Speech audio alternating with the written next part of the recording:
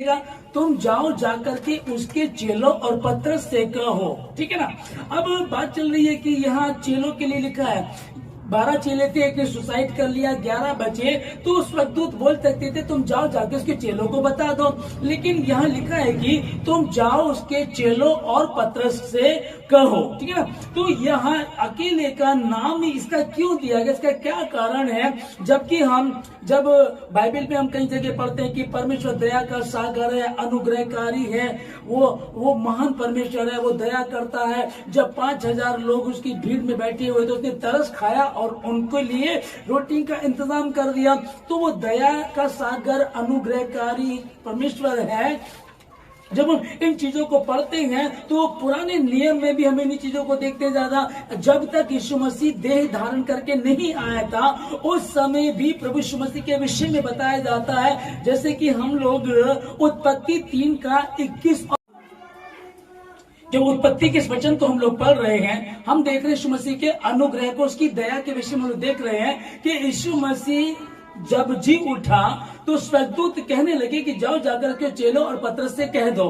तब हम यह सोचते हैं, यह सिंपल बात थी कि जाओ उनके चेलों से कह दो, लेकिन ये तो एक डिफरेंट बात नजर आ रही है हमको। हम उत्पत्ति में देखते हैं उसकी दया को कि 2 लोगों को परमेश्वर ने पहले आदम को और उसके द्वारा उसके लिए एक स्त्री को सृजा।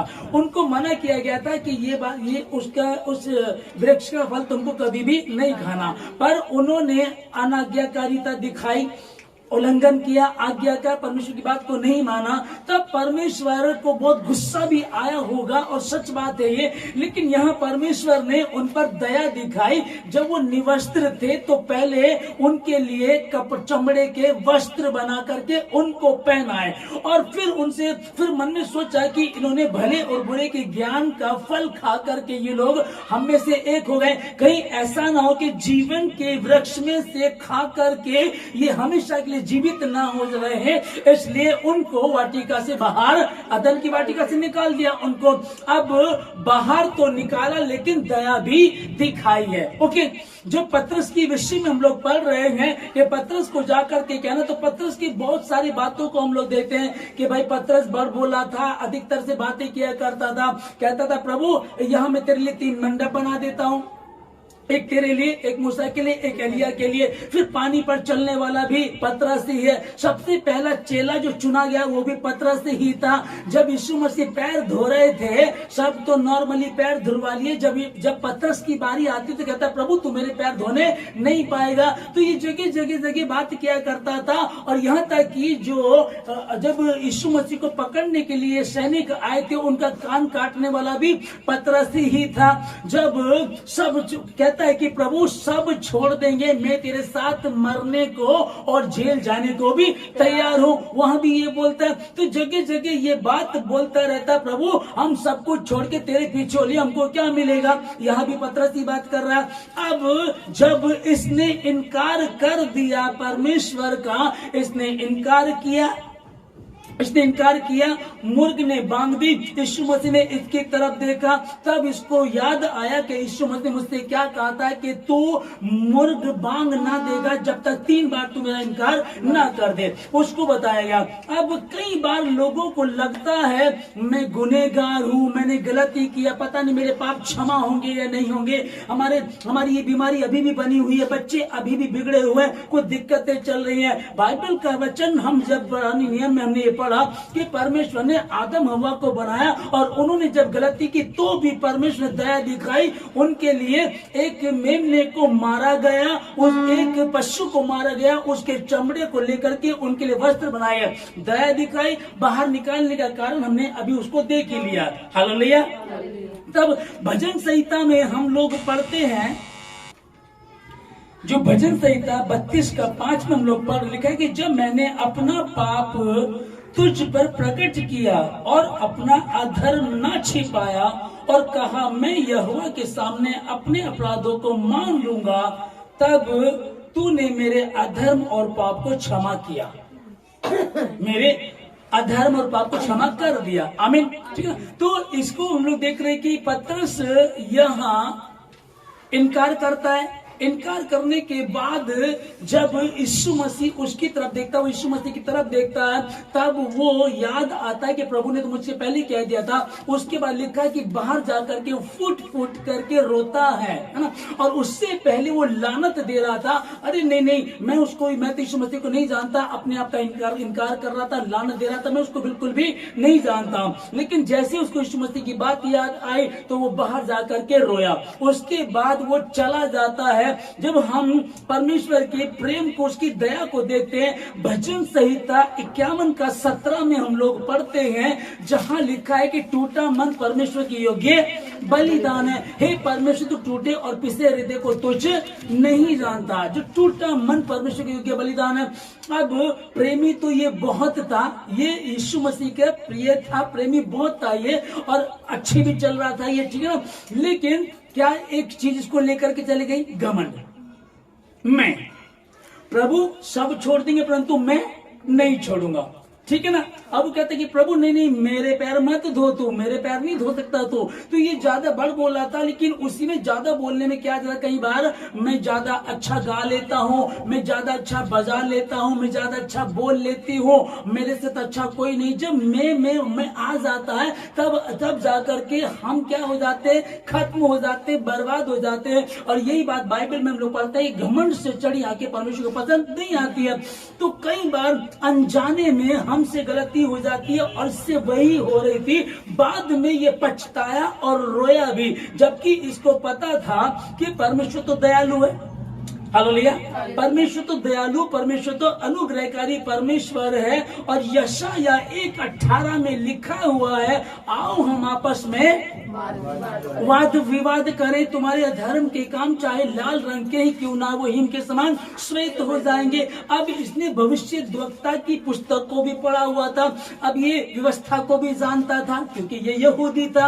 अब ये सुनता भी था, जानता भी था, यीशु मसीह के साथ भी रहा। लेकिन उसके बाद जब इसने गलती की और ये चला गया, अब इसने अपना काम करने की सोच ली कि मैं तो मछली पकड़ता था, मैं मछली ही पकड़ा करूंगा। ओके, योएल की पुस्तक, योएल 2 अध्याय लिखा है कि यहाँ योएल 2 का 12 में पढ़ रहे हैं, तो भी यहोवा की यह वाणी है। तो भी का मतलब समझ लीजिएगा। कई बार कुछ लोग ऐसे होते हैं, भावुकता में रहते हैं, नहीं नहीं नहीं, मैंने तो बहुत बड़ा गुनाह कर दिया, नहीं नहीं, मैंने तो उसकी चुगली कर दी, मैंने तो उसका कोई पर्स चुरा लिया, मोबाइल चुरा लिया, कुछ मतलब किसी और तरह की बातों को लेकर के कई बार ऐसा होता है कि वो निराशा में बैठ जाते हैं। मैंने बहुत बड़ी गलती कर दी, मैंने बहुत कुछ कर दिया, पता नहीं मेरे माफ होंगे या नहीं होंगे। तो जब हम अकेले बैठे हुए सोचते रहेंगे ना, तो हमारे लिए वो आशीष नहीं होगी, वो बरकत नहीं होगी, वो क्षमा नहीं होगी। और इसीलिए परमेश्वर ने कहा था कि व्यवस्था की पुस्तक तेरे चित्त से कभी उतरने ना पाए, क्योंकि जब हम इसको पढ़ते तो इससे हमको बल मिलता है। अभी जैसे कि हमने यशाया 1:18 पढ़ा है, तो उसमें लिखा है कि आओ हम आपस में वाद विवाद करें, हम आपस में बैठ करके बात करें, आओ बैठ करके बात करते हैं। तो परमेश्वर सेनाओं का यहोवा कह रहा है कि आओ हम आपस में बैठ करके वाद विवाद करें, तुम्हारे अधर्म के काम चाहे लाल रंग ही के क्यों ना हुए, हिम के समान श्वेत हो जाएंगे। जब इस बात को परमेश्वर कह रहा है तो हमको इसको समझना चाहिए। तो फिर प्रभु कह रहा है कि तो भी ना, योएल में लिखा कि तो भी यहोवा की यह वाणी है, अभी भी सुनो, है ना। उपवास के साथ अपने वस्त्र नहीं, अपने मन ही को फाड़ करके अपने परमेश्वर यहोवा की ओर फिरो, ठीक है। आगे इसमें लिखा 13 में, अपने वस्त्र नहीं, अपने मन को फाड़ कर अपने परमेश्वर यहोवा की ओर फिरो, क्योंकि वह अनुग्रहकारी, दयालु और विलंब से क्रोध करने वाला, करुणा निधान और दुख देकर पछताने हारा है। हालेलुया। तब पतरस की जिस बात को हम देख रहे हैं, जब उसको लगा कि मैंने तो बहुत बड़ी गलती कर दी, मैंने तो परमेश्वर का इनकार कर दिया। और बार बार लोग आ रहे थे वहां, जब मैं यीशु मसीह को छिप के देखना चाह रहा था कि क्या करेंगे उसके साथ। हुआ क्या, एक औरत आकर कहने लगी, अरे तू भी तो उसी के साथ था। नहीं नहीं, मैं उसे नहीं जानता। फिर एक और आया, फिर एक और आया। तो ये लानत भेजने लगा अपने ऊपर, कहता है कि नहीं, मैं उसको नहीं जानता हूं। तो ये इनकार कर रहा था। अब इसको लगा कि मैंने गलती कर दी, और जब यीशु मसीह ने इसकी तरफ देखा तो इसको याद आया और बाहर जाकर के फूट फूट करके रोया और कह रहा होगा अपने मन में कि हम अपने पूर्वजों से जरा भी अच्छे नहीं हैं, हम भी गलत हैं, गुनहगार हैं, कि उद्धारकर्ता यीशु मसीह के साथ रहा है। 3.5 साल तक यीशु मसीह के साथ रहा, संगति की, अंधे, लंगड़े, लूले, हर तरह की बीमारियां, भयंकर ला इलाज बीमारियां, जन्म से अंधे, 4 दिन के मरा हुआ, ये बड़ी बड़ी बड़ी बरकतों को देखी, आशीषों को देखी, बड़े बड़े चमत्कार को देखने के बाद भी ये नहीं समझ पाया। इसको समझना चाहिए था कि एक बार एक स्त्री को यीशु मसीह के पास लेकर आए, कहने लगे व्यभिचार नहीं है, इसको पत्थर मार दिया जाए। तो यीशु मसीह क्या कहता है, ठीक है भाई मार दो, क्योंकि व्यवस्था में लिखा है। लेकिन यीशु मसीह कह रहा है कि मैं व्यवस्था को लोप करने नहीं, मैं पूर्ण करने आया हूं। हाँ, व्यवस्था में लिखा है कि ऐसा करना है, पर उसने कहा ठीक है, जिसने पाप ना किया वो पत्थर मार दे। नया नियम लेकर आया, नया नियम, ठीक है ना। जब नया नियम लेकर आया, कहता ठीक है, जिसने पाप ना किया वो पत्थर मारे। सब चले गए और कहना, यीशु ने पूछा किसी ने तुझे पत्थर नहीं मारा? कहती नहीं, जा मैं भी तुझे क्षमा करता हूं, है ना, फिर पाप ना करना। एक बात समझ में आ सकती थी कि यीशु ने कहा कि जा मैं भी तुझे क्षमा करता हूं, फिर पाप मत करना, लेकिन फिर भी ये उलझा रहा। फिर कई लोग आते हैं, 38 वर्ष का व्यक्ति कुंड के किनारे पड़ा हुआ था। उस समय उसको देख करके उसको कहा उठ खड़ा हो, काफी बातें हुई, और जब वो चला गया, बाद में मंदिर में उसको मिला। यूहन्ना 5:14 में लिखा हुआ है कि उससे कहा देख तू जो स्वस्थ हो गया, फिर पाप मत करना।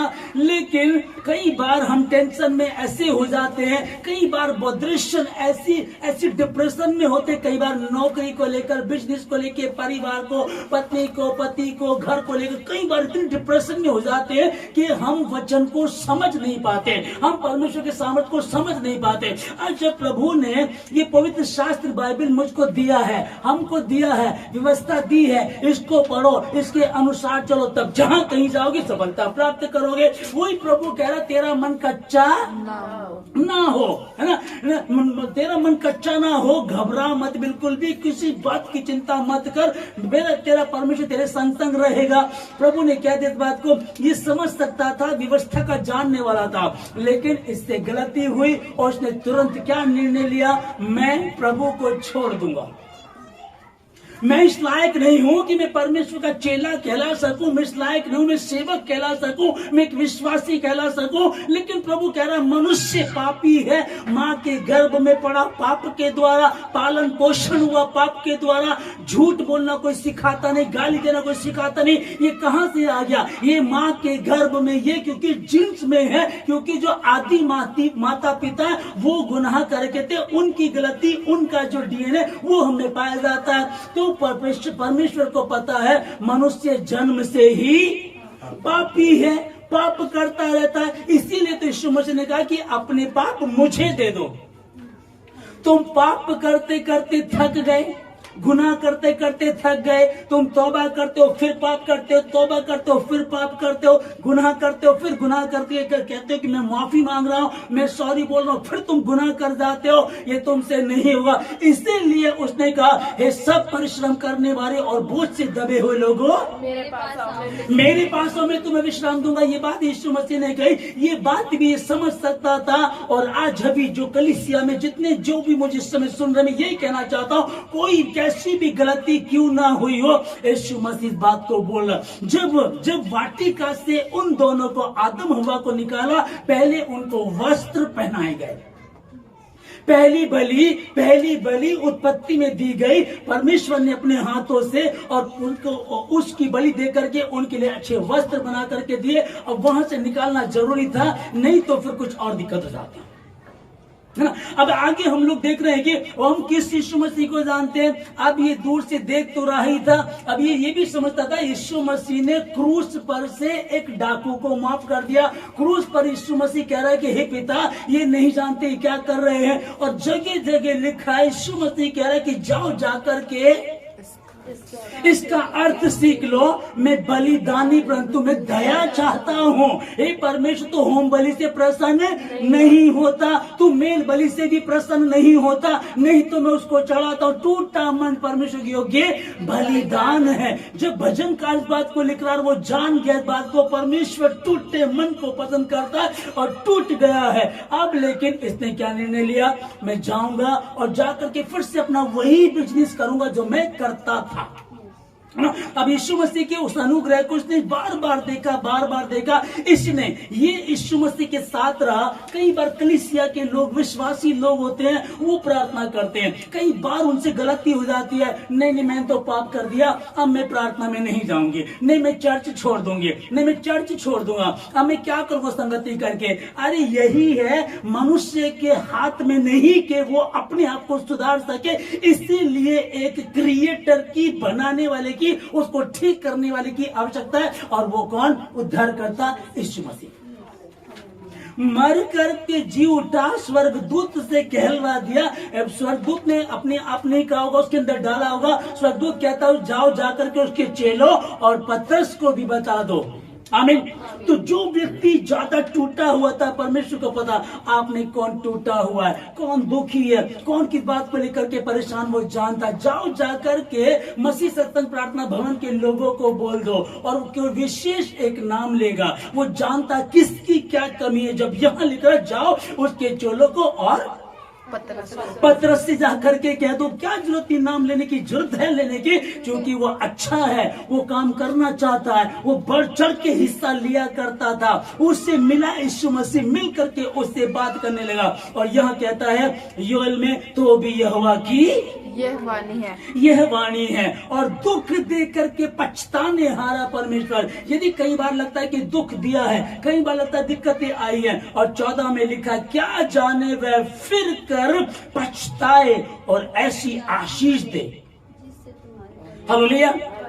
इसको समझिएगा, क्या जाने, यूएल 2:14 में लिखा, क्या जाने वह फिर कर पछताए और ऐसी आशीष दे। आमीन ना, ऐसी आशीष दे।